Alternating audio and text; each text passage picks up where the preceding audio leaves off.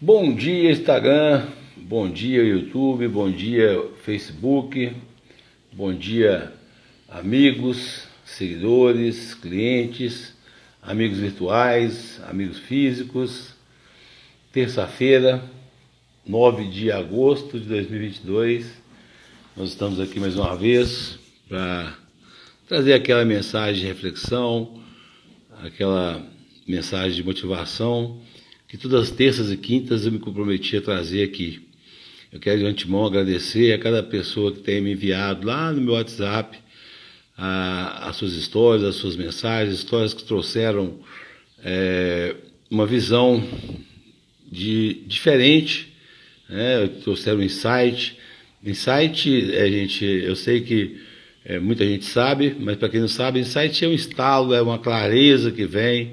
De repente a gente ouve uma coisa e aquilo nos traz ali uma clareza, um estalo, uma visão daquilo que a pessoa está trazendo, né?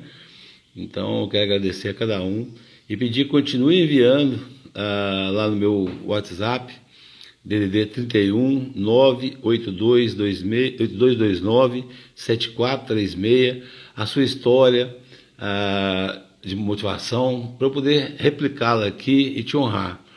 Bom dia, Leandro, bom dia, Grazi. E apesar de eu estar recebendo muitas mensagens lá no meu WhatsApp, hoje eu queria trazer uma história minha. Eu tive um insight ontem à noite, ouvindo uma historinha, relembrando de uma história. Eu tive um insight e eu falei, puxa vida, essa história vale a pena ser contada. E eu, como eu disse aqui, né, sempre que você me mandar uma história lá, eu vou fazer com que essa história seja contada por mim aqui de uma forma que me traga mais conforto, de uma forma que eu me sinta mais à vontade em fazê-la. Essa história que eu vou contar aqui, quem conhece aí as histórias da Índia, né, os deuses da Índia, vai ver que se parece um pouquinho com a história lá de Siddhartha Gautama, né? Siddhartha Gautama, não, desculpa, daquele deus que tinha cabeça de elefante, do Ganesha, né? Tá? Mas não tem nada a ver. Depois que eu tive esse insight, depois que eu tive essa visão, esse estalar, essa clareza, é que eu fui falar, parece um pouco com a história de Ganesha, mas não tem nada a ver, tá, gente? E então, se você tem aí uma mensagem de motivação, uma reflexão, algo que vai agregar valor às pessoas, me manda lá no meu WhatsApp, DDD 31 98229 7436. Eu vou replicar aqui essa história, vou te honrar, e como já tenho feito com outras pessoas. Então, muito obrigado a todos que vão contribuir aí. Eu sou Norberto Ferreira, sou terapeuta, eu sou especializado em hipnose clínica transformacional, PNL, coach, sou pós-graduando em psicologia, em saúde mental e psicanálise clínica. Sem muita demora, vamos lá para a história. A história que eu vou contar hoje se passa na Idade Média. Eu amo as histórias da Idade Média. Eu tenho formação na área de teologia também, ciência teológica, e eu sempre gostei muito das histórias da Bíblia ali, relacionadas a essa Idade Média, né, esses primeiros séculos depois de Cristo, e eu gosto demais dessa área. E aí o insight que me veio foi a história que se passa lá nesse período da Idade Média, onde ainda as guerras eram homem a homem, corpo a corpo, né? Então, eu conto a história que, a partir de hoje eu conto a história que havia ali no reino, vou colocar a Inglaterra, havia ali no reino da Inglaterra um jovem soldado, né, que estava em treinamento, e era um jovem soldado muito promissor ali, porque ele tinha toda a perícia para se tornar ali talvez um general, né? Ele era um cara forte, corpulento, era um cara rápido, ágil, e era a guarda ali da Inglaterra já era muito explicativa desse rapaz. E havia também ali no palácio uma donzela que cuidava ali das coisas da rainha, e aí esse rapaz, soldado, ele conheceu essa moça e se apaixonaram imediatamente um pelo outro. E a paixão foi tão forte que eles resolveram a abrir mão, né, ali ele como soldado e ela como alguém que trabalhava dentro do palácio, para se unir em matrimônio. E pegaram ali as economias dele, ele deu baixa ali na vida militar dele, ela deu baixa ali na vida dela de acompanhante ali da rainha, e eles juntos compraram, com as suas economias, uma fazendinha, né? Compraram uma fazendinha na zona rural ali da Inglaterra. E eles começaram a viver juntos ali, um momento de muito prazer, de muita felicidade. Começaram juntos a arar o campo, a plantar, a semear, e viveram ali por 2 anos uma vida muito feliz, muito plena. Era um trabalho árduo, onde ele e ela tinham que sair cedinho para fazer ali as tarefas do campo. Quem conhece a vida no campo sabe que não é uma vida fácil, mas havia muito amor, muita ternura, muita alegria entre os dois. Ao fim desses 2 anos, ao final desses 2 anos, uma bela manhã, apareceu na porta da casa da choupana deles lá, um enviado do rei, com uma carta na mão, convocando aquele rapaz para a guerra. A Inglaterra agora entrou em guerra, e aquele rapaz foi convocado. Apesar de ter aberto mão da sua carreira militar, ele é um grande patriota e ele não poderia negar agora o chamado do rei, até mesmo porque ele não tinha escolha para isso, né? Ali convocado, fosse, a pessoa tinha a obrigação de ir. E a mulher dele, ali, a esposa dele, sabendo do amor que ele tinha ali também pela vida militar, o incentivou a ir. Então, logo pela manhãzinha, eles deram guarita ali, deram pernoite para aquele viajante que levou a carta, e logo pela manhãzinha, ele preparou o seu animal, selou o seu animal, se despediu da sua esposa com um beijo, um abraço apertado, e com a promessa de que ele voltaria para retomar aquela vida feliz que eles tinham. E foi um momento de tristeza, né, de separação, e ele montou ali no seu cavalo e seguiu viagem com aquele mensageiro do rei. Toda mulher daquela época, Marcos Rossi, bom dia, meu querido amigo. Toda mulher daquela época, principalmente as mulheres que eram viúvas, as mulheres que eram viúvas e os filhos iam para a guerra, ou as mulheres que eram casadas e eram sozinhas, o rei mandava um valor mensal para que essas mulheres pudessem sobreviver durante a ausência do marido, do filho, do homem da casa, que era o responsável por manter ali a casa, né? E partiu-se ali o marido dela, aquele jovem rapaz, para poder defender ali o seu país. E os anos foram passando, né? Passou-se o primeiro ano. Naquela época a comunicação não era tão rápida como é hoje, então aquela mulher começou a ficar sem receber notícias do seu marido. Como é que estava? Era uma guerra, as guerras eram muito violentas. Hoje a guerra não é tão violenta assim no corpo a corpo como era na época, apesar de que hoje a guerra é muito mais violenta, mata-se muito mais com as armas de hoje. As armas daquela época eram armas de curto alcance, então era preciso estar muito próximo do inimigo. A arma de longo alcance que havia na época eram flechas, né? Hoje nós temos aí mísseis que atravessam continentes aí até chegar ao alvo e causam destruição em massa. E aí passou-se o primeiro ano, passou-se o segundo ano, e aquela jovem ela não recebia notícias do marido. Ela começou a ficar um tanto quanto insegura se ele estava vivo ou não. E ele lá, né, na guerra, a guerra foi passando, passou-se 1 ano, 2, 3 anos, 4 anos, e ela lá preocupada, né, como é que estava o marido, como é que estava o bem-estar, e ela recebendo aquele dinheirinho lá do rei para sobreviver. E esse rapaz lá na guerra, ele ficava pensando, nossa, como está sendo, né, o cuidado com aquela nossa terra? Será que aquele dinheirinho que o rei está mandando para minha esposa está dando para ela sobreviver? E os anos continuaram a se passar, a guerra se prolongou muito na época medieval. A gente até lembra aí das guerras das Maldivas, outras guerras que se estendiam por anos. E naquela época as guerras se estendiam por muitos mais anos. E E os anos foram passando cada vez mais, 10 anos se passaram, 15 anos se passaram, e aquela mulher sem receber notícia do marido, e ele lá no fronte de guerra pensando como que estaria lá o campo, como que estaria lá aquela esposa tão amada que ele deixou para trás, como que estaria a casa, será que estava tudo em ordem, ou ela sozinha não teria dado conta, será que o campo agora estava cheio de ervas daninhas, estava sujo, será que o gado estava sendo bem alimentado, será que a casa estava de pé, estava pintada, estava sem vazar goteiras por causa da chuva. Ela era sozinha, né? Apesar de ser uma moça valente, uma moça que se mostrou para ele ali valorosa, mas como é que será que estava ali? Porque a vida do campo, a gente sabe, como eu disse aqui, não é uma vida fácil, e para uma mulher sozinha, menos fácil ainda.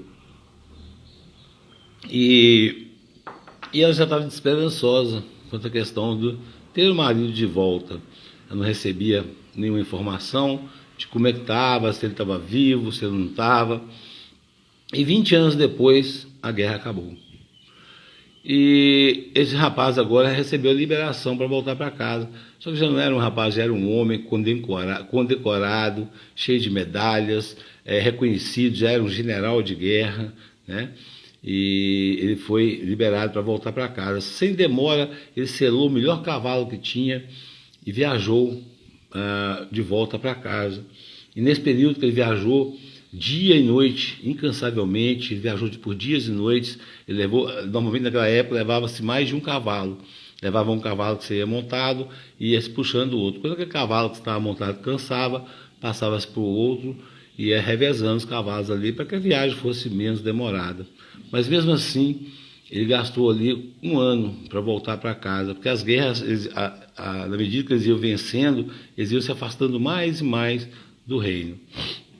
E ele foi, durante o caminho todo, pensando, né, como é que será, como é que ela está, será que ela está linda como ela era ainda, 20 anos depois? Provavelmente sim, mas ou será que ela estaria calejada pelo árduo trabalho na fazenda? Como é que estaria a fazenda, como é que estaria o campo? E o gado, será que tinha gado ainda? Será que ela está viva também? Será que a casa está de pé? Ele foi ali o tempo todo e cada vez que ele aproximava-se mais da fazenda, daquele rancho, o coração dele batia mais forte. E ele foi andando cada vez mais e criando na mente. E ela lá com a vida dela, né, sem expectativas que fosse ver aquele amado marido de novo. E quando ele estava bem próximo da fazenda, quando ele atravessou ali os limites que determinavam onde começava a terra dele, ele percebeu que o pasto estava limpinho, né? Ele falou, gente, o pasto está limpinho. Eu pensei que o pasto ia estar sujo, porque ela ficou sozinha, e o dinheiro que o rei mandava não era grandes coisas. Ele se espantou, né? Falou, nossa, o pasto está limpinho. E percebeu que havia várias cabeças de gado, muito mais cabeças de gado do que ele havia deixado. E ele ficou curioso com aquilo, falou assim, nossa, ela é uma mulher valente mesmo. E ali próximo à casa, né, à sede da fazenda, havia um monte alto, onde ele e ela às vezes subiam para observar toda a sua fazenda, para observar a casa. Ali daquele monte alto, ele conseguia ter uma visão ampla de todo o seu terreno, inclusive da casa que eles moravam. E ele foi para lá, o primeiro lugar que ele foi para lá. E quando ele chegou lá no alto dessa montanha, nesse monte, ele olhou tudo em volta, viu, como eu disse aqui, que o campo estava limpinho. Ele olhou, viu o curral estava maior, era um curral maior, bem cuidado. Olhou para a casa e viu a casa linda, a casa era maior do que ele tinha deixado, era realmente agora uma fazenda. Na verdade, gente, não é a casa, a fazenda são as terras, né? Ele olhou para a casa grande, né, que agora era realmente uma casa grande, não uma choupanazinha como ela havia deixado, e que ele deixou ele meio cafifado. Nossa, mas como que ela deu conta disso tudo sozinha, com tão pouco dinheiro que o rei mandava? E ele ficou ali observando a tardezinha, aquela situação toda, e aí, de repente, ele olhando para casa, eis que a amada dele sai de dentro da casa. Ele olhou para ela, os olhos deles brilharam, o coração acelerou. Ele viu que, apesar do tempo ter passado, 20 anos, ela ainda continuava aquela mulher bela, aquela mulher bem cuidada.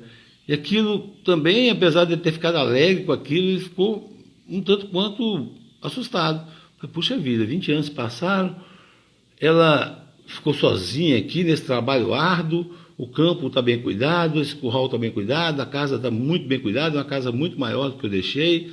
Era, no mínimo, para ela estar mais envelhecida, mais desgastada pelo árduo trabalho que ela teve que ter para poder manter isso dessa forma que está. Então ele achou estranho. Ao mesmo tempo ele teve um misto de alegria de vê-la tão bem e uma estranheza também por vê-la tão bem, apesar de que ela teria que ter tido um esforço grande para poder manter a fazenda do jeito que estava. E ele ficou olhando para ela e subitamente saiu a porta também agora, atrás dela, um rapagão, um rapagote, né? Um rapaz lindo, formoso, um jovem, forte, atlético, né? E ele olhou para aquele jovem saindo atrás dela, e aquele jovem já saiu ali atrás dela e abraçou por trás, a beijou, e aquela cena, ele olhou para aquela cena, aquele rapaz, e na mesma hora veio para ele aquele pensamento, agora eu entendi. Ela não está sozinha, ela não ficou sozinha. A diferença de idade ali era pouca dela para aquele rapaz. Ela parecia, sim, realmente mais velha que aquele rapaz, mas era um rapaz forte, vistoso, bonito. E aquele rapaz, eles começaram ali uma cena de intimidade, de carinho, de afeto, de afeição. E quando ele viu aquilo, ele foi tomado de uma ira, ele foi tomado de pensamentos de que ela o traiu, de que agora eu entendo por que esse campo está tão bem cuidado, por que dá tanto gado no campo, por que aquele curral está bem cuidado, eu entendo agora por que essa casa está assim. Ela não me esperou. Eu estava lá na guerra defendendo o nosso país, eu estava lá colocando a minha vida em risco pelo bem-estar do meu país, dela, e ela está ali agora com outro cara. Ela já me substituiu. Eu fiquei 20 anos ali, eu me guardei, eu não tive mulher nenhuma, eu me apliquei, cresci dentro da carreira militar e ela ocupou o meu espaço, com o espaço que era meu direito, com outro homem. Havia perto ali da casa, dentro ainda dos limites da fazenda deles, uma caverna. E ele agora se direcionou para essa caverna. E foi ali para aquela caverna já pensando consigo, né? Que ingratidão dessa mulher. Eu abandonei minha vida militar lá no começo, por ela. Eu fui para o campo. Que ingratidão dessa mulher para comigo. E começou ali agora a alimentar cada vez mais e mais aquele pensamento, né? E aquilo foi gerando nele um ódio, um rancor, uma mágoa. E aí ele chegou naquela caverna, acendeu uma fogueira e começou agora a tecer uma teia de trama, onde ele pensou, quando escurecer, quando ficar cair a noite, eu sou um soldado bem treinado, eu vou entrar naquela fazenda e vou matar os dois. Eu vou vingar a minha honra, eu vou vingar, né? Eu vou vingar essa situação, vou defender a minha honra.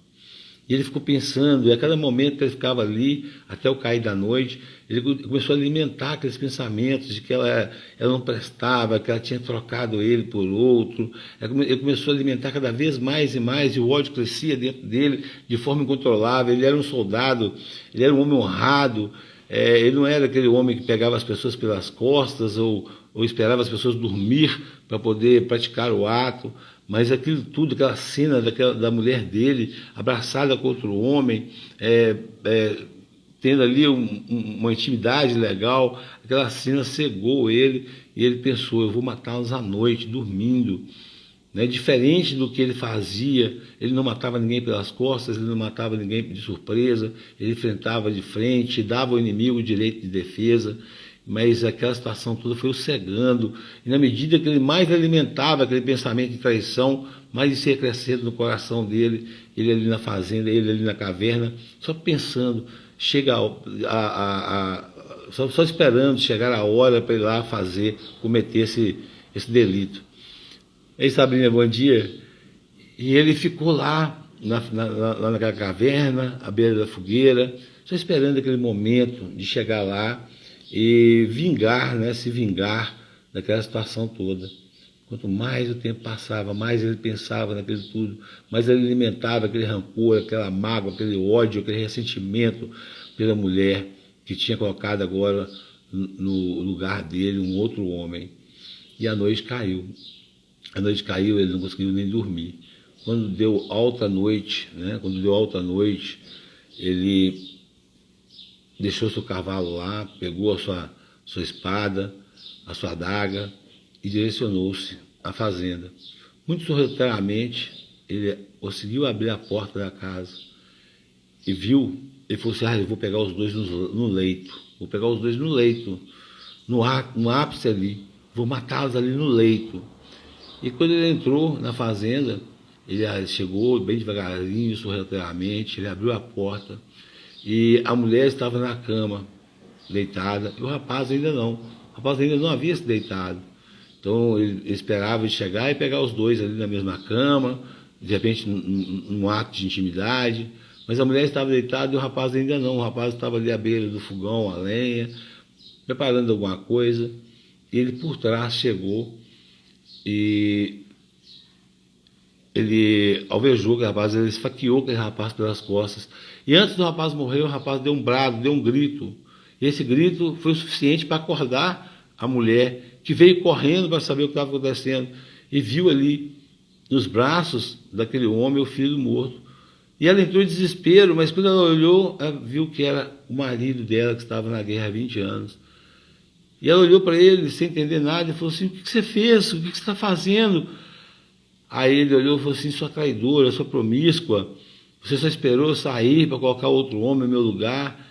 Ela, em choque, ela tentou explicar para ele querendo partir para cima dela, e ele quis ali, antes de matá-la, saber o porquê que ela tinha feito isso com ele, o que levou ela a cometer aquele ato na mente dele tão horrendo de colocar outro homem na vida dela, né? Ela na vida dela, substituindo ele. Ele queria agora saber, ele queria satisfação do porquê que ele fez isso. Ele nem pensou, de repente, ela ficou 20 anos sem saber notícias minha, 21, né? 20 anos de guerra, mais um ano que ele viajou. Ele nem pensou nesse fato, que ela, de repente, poderia ter pensado que ele morreu, ela precisava agora continuar a tocar a vida dela. Ele pensou que se ela tivesse pensado isso, que ela teria que manter a viuvez, né? Que era um hábito, quando a mulher perdia o marido, era um hábito da mulher ficar viúva até a morte. Ainda existem mulheres assim. Minha mãe, meu pai faleceu, nunca mais ela colocou ninguém dentro de casa. E aí ele começou a ter a satisfação, e ela começou a conseguir recobrar, ela foi contar para ele a história. E a história foi algo chocante. Ela disse, você acabou de matar o seu filho. Ele olhou para ela sem entender nada. Como assim eu acabei de matar o meu filho? O rapaz ali nos braços dela, já sem vida. Ela falou para ele, assim que você saiu para a guerra, pouquíssimo tempo depois, eu descobri que eu estava grávida. Quando você saiu daqui, eu não sabia ainda que eu estava grávida. Mas assim que você saiu para a guerra, semanas depois, eu descobri que dentro de mim havia você. E foi isso que me deu força para continuar, porque eu não recebia notícia sua, se você estava vivo, como é que estava lá na batalha, como é que estava lá na guerra, mas dentro de mim havia uma parte de você. Isso me deu forças para poder continuar mantendo a nossa terra, para que de repente, se você voltasse, você encontrasse aqui seu filho bem cuidado, a nossa terra, a nossa casa bem cuidada. Nos primeiros anos foi muito difícil, até que esse nosso filho começou agora a virar um rapaz e começou a me ajudar aqui, as coisas ficaram mais fáceis. Eu sempre falando para ele do pai maravilhoso que ele tinha, o pai maravilhoso que comigo criou essa terra tão linda, esse lugar tão lindo. Eu sempre motivava ele a zelar por isso que nós construímos, para que se você retornasse algum dia, você achasse isso aqui tão lindo, digno de você. E aí você chega e mata seu filho. Aí ele tentou explicar, mas eu estava lá no monte, eu vi você saindo na porta, eu vi vocês ali numa situação de intimidade, ele era meu filho, ele é meu filho, ele era meu filho, nosso filho. O ato de intimidade que se dava ali era um ato de mãe para filho, não havia ali um ato de maldade. Bom dia, minha amiga. Não havia ali um ato de maldade, havia ali um ato de amor, de afeto. E aquele homem agora foi tomado de uma dor tão grande, que ele não suportou aquela dor. E ali, sem falar nada, ele também caiu morto, né? Digamos que ele teve ali um ataque cardíaco e deixou agora a mulher sozinha. Existe uma frase que eu trago para a minha vida, né? É um mantra que eu trago para a minha vida. Bom dia ainda, não é boa tarde não. É uma frase que eu trago para a minha vida, que é de Martinho Lutero. Ele diz o seguinte: o passarinho, ele pode até pousar em nossa cabeça, nós não podemos deixar ele fazer ninho. O que Martinho Lutero estava dizendo com isso? Vou trocar isso por miúdos. Nós somos seres pensantes. Não tem como nós não pensarmos. Pensar não é um direito nosso. Pensar é uma obrigação, é um dever. Nós não temos como não pensar. Nós podemos escolher, por exemplo, não respirar ou não beber água. Nós vamos morrer, mas nós podemos escolher fazer isso. Mas pensar nós não temos como escolher não pensar. E enquanto nós estivermos vivos ali, sem beber água, sem comer, sem respirar, nós vamos estar pensando. A questão é que já como não tem como... tá em outro país, agora lá são 13h30, cuidadamente. Um abraço, Deus abençoe aí você aí, onde você estiver. Não tem como não pensar, mas já que não tem como nós não pensarmos, tem como nós gerenciarmos o nosso pensamento. Aquele homem, aquele soldado, tão valente, quando ele viu aquela cena, ele poderia ter descido ali e confrontado aquela mulher. Falou: que isso, o que está acontecendo aqui? Quem é esse cara? Como é que você colocou esse cara na minha vida? Tal. Ele poderia ter buscado diálogo, mas ele começou a deixar se envenenar por aquele passarinho que pousou em sua cabeça, e começou a alimentar aquele passarinho, até que aquele passarinho tomasse forma e criasse um ninho na cabeça dele insuportável, que o cegasse, que levasse ele a cometer aquele ato horrendo que ele cometeu. E quantas vezes nós somos assim também precipitados em julgamentos? Quantas vezes nós vemos coisas que não retratam a realidade daquilo que é, e começamos agora a alimentar aquele pensamento. Digamos que alguém te ofendeu. Aquela pessoa estava sem os recursos na hora. Eu digo o seguinte: nós não devemos desconsiderar o que alguém nos disse no momento de embriaguez ou de raiva, não. Porque tudo que foi dito no momento de embriaguez ou de raiva foi concebido no momento de sobriedade. A pessoa só aproveitou daquele momento de embriaguez ou de raiva para ter coragem para falar aquilo que estava dentro dela. Mas nós não devemos agora entrar naquela pilha e começar a alimentar. De repente você, naquele momento que a pessoa te agrediu, que a pessoa fez qualquer coisa, você não reagiu, você foi sóbria, foi embora, mas ali você começou a alimentar. Nossa, eu devia ter feito isso, eu devia ter feito aquilo, eu devia ter metido a mão na cara. Quando você assusta, você está tomado de um ódio, de uma cegueira, que pode te levar a cometer aí um ato insensato. E você, da condição de vítima, você passa a ser réu.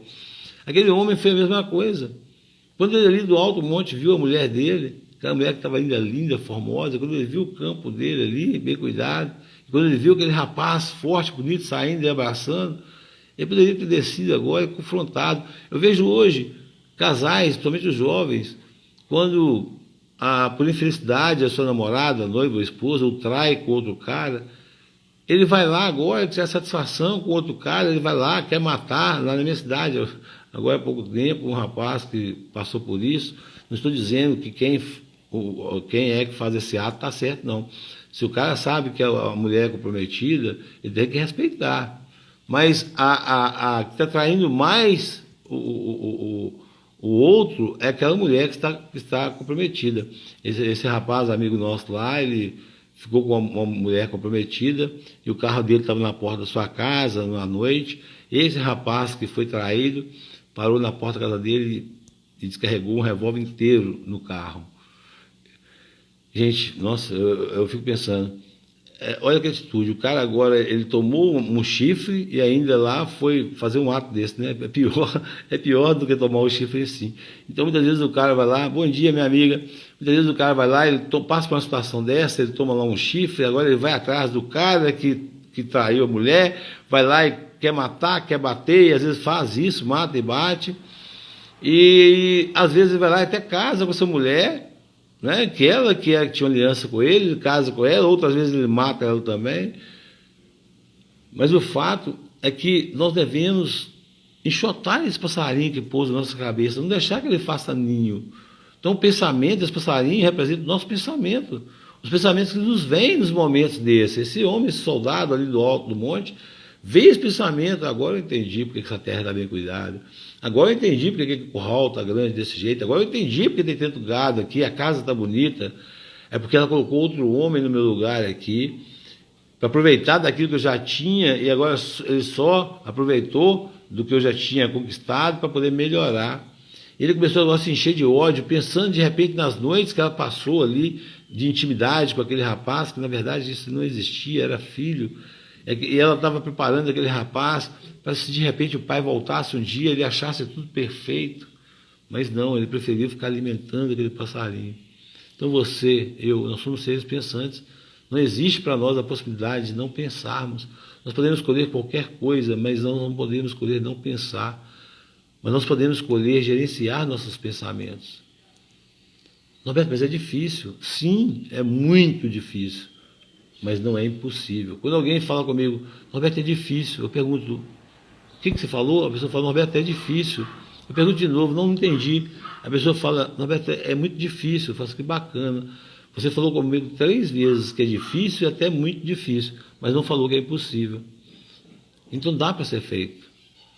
Eu, como terapeuta, eu tenho ajudado pessoas a gerenciar melhor seus pensamentos. Eu tenho ajudado pessoas a olhar para o ganho dentro da perda, para o positivo dentro do negativo, porque não existe perda sem ganho e não existe algo que seja de total negativo que você não possa tirar um positivo ali de dentro. Um aprendizado que seja. Eu, como terapeuta, hoje tenho estendido a mão para pessoas, porque eu também já estive nessa condição. E, por vezes ainda, por ser um ser humano normal, por vezes ainda, a emoção vem e eu acabo fazendo coisas no rompante. Mas hoje eu tenho muito menos, digamos assim, momentos assim, eu tenho muito mais controle, né? Não é aquela coisinha que falavam antes, conte até 10 que passa, não. Não. Existem técnicas, existem ferramentas que você pode usar para gerenciar melhor os seus pensamentos. A configuração está pondo assim: a imaginação sem a moderação consciente para conduzir os fatos imprudentes. Exatamente. Nós precisamos, diante das situações ali, a palavra de Deus fala: se seus olhos são maus, todo o seu corpo fica mal. Se seus olhos são bons, todo o seu corpo é bom. Então, muitas vezes, nós olhamos para algo, e se nosso olho é mau, se ele viu maldade naquilo, nós contaminamos todo o nosso corpo. E deixamos agora que o diabo venha trazer aquelas mentirinhas e venha, agora nós mesmos, nós escolhemos alimentar o pensamento. Muitas vezes a gente pinta o diabo mais vermelho do que ele é. Mas a escolha é nossa alimentar aquele pensamento. A gente tem que buscar uma atitude mais prudente, uma atitude mais sóbria. Ainda que doesse, aquele rapaz poderia ter descido, aquele homem, aquele soldado valente, experimentado, poderia ter descido ali agora e confrontado a esposa. Quem é esse cara? Quem é esse homem que você colocou no meu lugar? Por que você fez isso comigo? E ali ele teria falado com ele: olha, meu marido, que bom que você voltou 20 anos, esse é seu filho. Quando você saiu para a guerra, eu nem sabia que eu estava grávida. Poucas semanas depois eu descobri que eu estava grávida, e foi esse fato de eu descobrir que eu estava grávida que me deu força para continuar. Porque me deu força. Os primeiros anos foram muito difíceis. Quando ele nasceu, eu tinha que cuidar dele, cuidar da terra, com aquele pouco dinheiro que o rei mandava. Eu me desdobrei, eu me esforcei. Eu sempre contei histórias para esse nosso filho, desde pequenininho, do pai maravilhoso que ele tinha. Eu preparei ele, isso motivou ele agora a cuidar dessa terra com tanto zelo, com tanto esmero, para quando o pai dele voltasse, se voltasse, achasse tudo de forma maravilhosa. Mas você simplesmente chegou aqui num ato insensato de cegueira, de ciúme, matou o seu filho. E ali o homem, ao ouvir aquilo tudo, ele cai e morre, né? Ele não aguentou o baque. E agora, como é que ficou a vida daquela mulher? Agora, provavelmente, ela deve ter colocado outro homem na vida dela, né? Porque, ela, pelo insight que eu tive, ela não morreu e ela precisava continuar a sua vida, precisava cuidar daquela fazenda e tudo. Daqui para frente, a história fica a cabo de cada um imaginar, né, qual foi o final da mulher.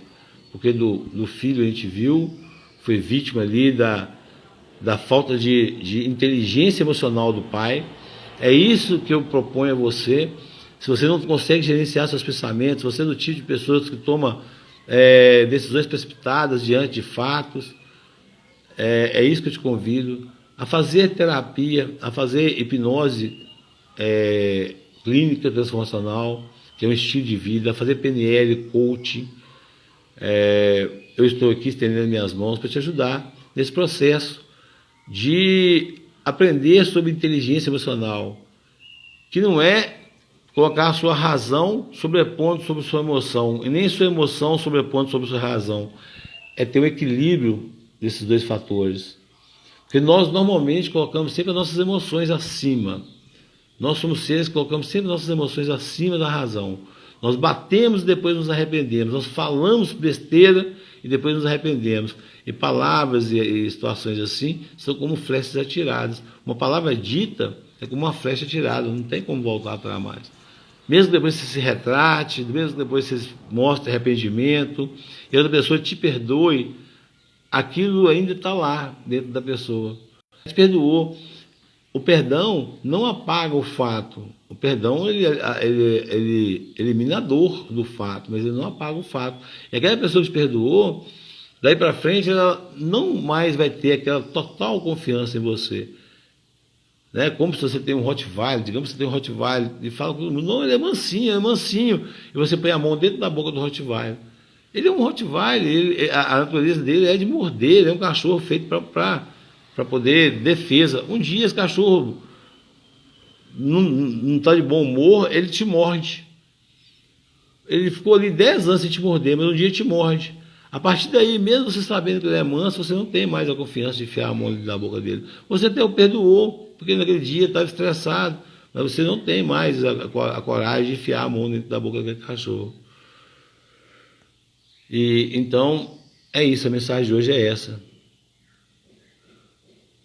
Trazendo esse pensamento de Martinho Lutero. O pensamento pode vir, você não deve alimentá-lo. O passarinho pode pousar na sua cabeça, você não deve deixar que ele faça ninho. Para o passarinho fazer ninho na sua cabeça, você precisa, já achou um lugar confortável, né? Cabelo, lugar macio, para aquele cabelo, lugar macio, e você agora começa a alimentá-lo, é tudo que ele mais quer. Esse passarinho agora vai começar a criar um ninho ali. Falei, nossa, achei um lugar confortável para estar. E quando criar aquele ninho, imagina um ninho de ouro de barro na sua cabeça, ele vai ficar tão pesado que você não vai conseguir sustentar aquele ninho. E você vai tomar atitudes ali prudentes, como esse rapaz tomou. Então, se o passarinho pousar na sua cabeça, trazendo maus pensamentos, não alimente não. Enxota antes que você seja tão contaminado, tão cego, que você vai tomar uma atitude impensada. Fica aqui meu abraço, o meu voto de que você aceite ajuda, buscar e aceitar ajuda para os fortes, porque os fracos são muito orgulhosos para isso. Aceitar ajuda é sinônimo de força, não de fraqueza. Eu, nos meus momentos difíceis, busquei ajuda. E Deus usou pessoas para me abençoar. Eu quero ser um instrumento de Deus também para te abençoar. Eu encerro aqui agora com essa mensagem, que é lá do movimento transformacional, o movimento onde eu faço parte, onde eu me formei terapeuta, especializado nessa área de hipnose clínica, em PNL, em coach. Hoje eu estou aprimorando os meus conhecimentos através da pós-graduação em psicologia, em saúde mental, em psicanálise clínica, porque a gente tem que buscar crescer a cada dia. Mas lá dentro do movimento transformacional, que é um movimento onde mais de 3.000 terapeutas se ajudam, se apoiam, nós temos esse jargão: o mundo está maravilhoso, mas quem mudou fui eu. O mundo passa a ser maravilhoso na medida que eu me transformo, que eu mudo. e que eu entendo que eu preciso ajudar outras pessoas a serem melhores. Porque para a gente viver num mundo melhor, nós precisamos nos tornar melhores, ajudar outras pessoas a serem melhores. Porque afinal de contas o mundo é feito de pessoas. Então fica meu abraço, meu desejo de um ótimo dia, de uma ótima semana. E que essa palavra, essa história que eu contei aqui, traga para você o mesmo insight que trouxe para mim. Quem conhece, como eu disse, a história lá de Lord Ganesha, da Índia, vai falar, parece um pouquinho com a história. Mas não foi, gente. Depois que essa história me veio, esse insight me veio, não sei de onde, na verdade eu sei de onde, essa inspiração divina me veio, ela parece ter um pouquinho com aquela história, mas não tem nada a ver, tá bom? Então tenha aí um dia maravilhoso e até quinta-feira, se Deus quiser. Não se esqueça, se você sabe de alguma história que vai gerar valor, vai agregar valor para alguém, me manda lá no meu WhatsApp, 31 98229 7436. Eu vou replicar aqui a história, vou te honrar, vou contar do meu jeitinho, mas vou contar a sua história, vou te honrar, tá bom? Nós vamos ajudar a fazer esse mundo um lugar melhor, nos tornando melhores e ajudando pessoas a serem pessoas melhores. Essa mensagem, essa história aqui, vai lá para o meu YouTube. Se você acha que fez sentido, se você gostou, compartilhe. Vai lá no meu YouTube, dá um like. Se você ainda não me segue lá, me segue, adicione seus contatos do YouTube, me dá um like, faça um comentário, né? Ou feedback, como você prefira chamar, e compartilhe com outras pessoas. Se ela fez sentido para você, pode fazer sentido para outro. Ou se ela não fez sentido para você, de repente você sabe de outra pessoa que possa fazer sentido. Algumas pessoas que agem no rompante, que não pensam para fazer as coisas, que são pessoas, porque existem muitas pessoas assim, né? Que agem no rompante, fazem, depois pensam, e aí se arrependem, é o sociopata, arrepende, aí pede desculpa, depois faz de novo, e chega uma hora que isso fica chato, né? Então, mais uma vez aqui, bom dia, meu abraço, e até quinta-feira, se Deus quiser.